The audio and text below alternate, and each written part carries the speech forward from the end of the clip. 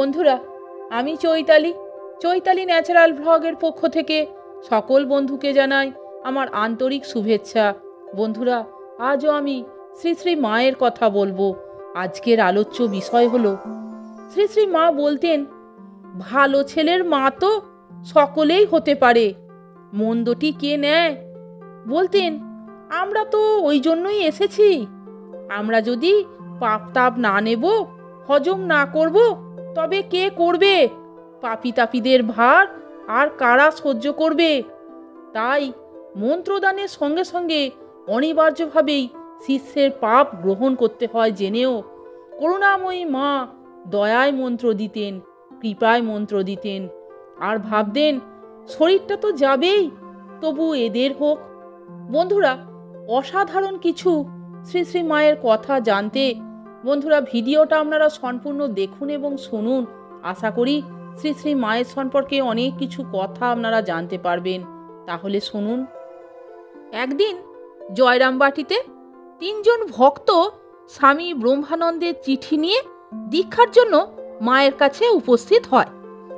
মা সাধারণত বাতের জন্য পা সামনের দিকে ছড়িয়ে বসে থাকতেন, কিন্তু ভক্ত 3টি প্রণামের জন্য মায়ের কাছে যাওয়া মাত্র অন্তর্যামিনী মা তাদের অন্তঃস্থল পর্যন্ত দেখে নিয়ে পা গুটিয়ে বসলেন। মায়ের অনুচ্চ খেদোক্তি শোনা গেল। শেষে কিনা রাখাল অর্থাৎ তিনি স্বামী ব্রহ্মানন্দকে বলছেন, আমার জন্যে এই পাঠালে? ছেলে বিদেশে গিয়ে কত ভালো জিনিস পাঠায়, আর রাখাল কিনা আমার জন্যে এই পাঠালে? মা তাদের দীক্ষা দিতে সম্মত হলেন না। ভক্তদের প্রাণ শান্ত হলো না। মাকে আবার অনুরোধ করল। মা আবার অসম্মতি জানালেন। ঠাকুরের উদ্দেশ্যে মা বললেন, ঠাকুর, কালও তোমার কাছে প্রার্থনা করেছিলাম দিন যেন বৃথা না যায়, শেষে তুমিও কিনা এই আনলে। অনেকক্ষণ চিন্তা করে মা কিন্তু শেষে দীক্ষাদানে সম্মত হলেন এবং বললেন, যতক্ষণ শরীর থাকে ঠাকুর তোমার কাজ করে যাই। দীক্ষা হয়ে গেল। কিছুদিন বাদে মঠে যখন এই খবর গেল, ঘটনার বিবরণ সম্পূর্ণ শুনে ব্রহ্মানন্দজি অনেকক্ষণ নিস্তব্ধ হয়ে বসে রইলেন। আর প্রেমানন্দজি একটি গভীর নিঃশ্বাস ফেলে ভাবে আবেগে বলে উঠলেন, কৃপা কৃপা। এই মহিমময় কৃপার দ্বারাই মা আমাদের রক্ষা করেছেন সর্বক্ষণ। কি বিষ তিনি নিজে গ্রহণ করলেন তা আমরা ভাষায় প্রকাশ করতে পারি না। যদি এ বিষ আমরা গ্রহণ করতুম তো জ্বলে পুড়ে ছাই হয়ে যেতুম। বিরল কোনোদিন যদি মায়ের কাছে একটিও ভক্ত না আসতো, তাহলে দেখা যেত এক অদ্ভুত দৃশ্য। মা অস্থিরভাবেই ঘর বার করছেন আর আকুলভাবে ঠাকুরকে বলছেন, আজও দিনটা বৃথায় গেল, একজনও তো এলো না। তুমি না বলেছিলে তোমাকে নিত্যই কিছু না কিছু করতে হবে? কই ঠাকুর, আজকের দিনটা কি বৃথা যাবে? দেখা যেত জ্ঞানদায়িনী জননীর লোককল্যাণের আরতি পূরণ করতে ঠাকুর কোনো না কোনো কৃপাপ্রার্থীকে শিগগিরই এনে হাজির করতেন তার কাছে। তাই প্রায় কোনোদিনই কৃপা বর্জিত যেত না। অশুদ্ধ চিত্ত ভক্তেরা এসে প্রণাম করলে মা দেব শরীরে অসহ্য জ্বালা যন্ত্রণা হতো, রোগ দেখা দিত, তবুও মায়ের কৃপা বিতরণের বিরাম ছিল না। কেউ নিষেধ করলে বলতেন, কেন গো ঠাকুর কি খালি রসগোল্লা খেতেই এসেছিলেন? পাপী তাপী সবারই জন্য ঠাকুর, পতিত পাবন শ্রী রাম ও কৃষ্ণ।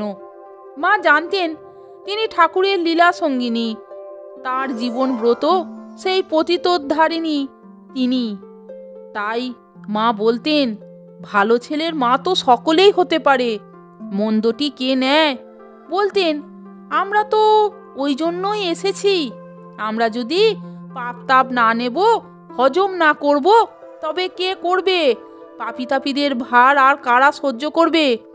তাই মন্ত্রদানের সঙ্গে সঙ্গে অনিবার্যভাবেই শিষ্যের পাপ গ্রহণ করতে হয় জেনেও করুণাময়ী মা দয়ায় মন্ত্র দিতেন, কৃপায় মন্ত্র দিতেন, আর ভাবতেন শরীরটা তো যাবেই, তবু এদের হোক।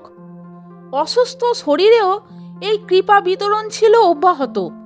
ম্যালেরিয়ায় ভুগে মা দুর্বল, তাই শরৎ মহারাজের নির্দেশে দর্শনাদি সাময়িকভাবেই বন্ধ। এরকম পরিস্থিতিতে একদিন সুদূর বরিশাল থেকে এক ভক্তের আবির্ভাব দীক্ষা প্রার্থী হয়ে। একদিকে ভক্তের আকুলতা, অন্যদিকে সেবকের কর্তব্যনিষ্ঠা, দুয়ের সংঘর্ষে বাদানুবাদের সূত্রপাত। হঠাৎ দেখা যায় অসুস্থ মা আলুথালুভাবে দরজায় উপস্থিত। সেবককে জিজ্ঞাসা করেন, কেন তুমি আসা বন্ধ করছো? সেবক জানালেন, শরৎ মহারাজের নিষেধ। মা তীব্র স্বরে বলে উঠলেন, শরৎ কি বলবে? আমাদের ওই জন্যই আসা, আমি ওকে দীক্ষা দেব। পরদিন মা ভক্তটিকে দীক্ষা দিলেন।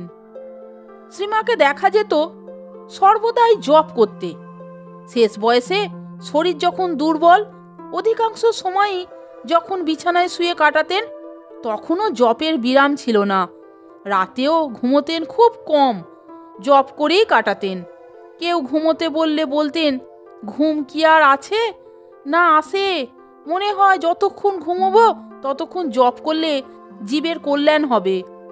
বলতেন, কি করি বাবা, ছেলেরা ব্যাকুল হয়ে এসে ধরে, দীক্ষা নিয়ে যায়, কিন্তু কই কেউ নিয়মিত কেন, কেউ বা কিছুই করে না।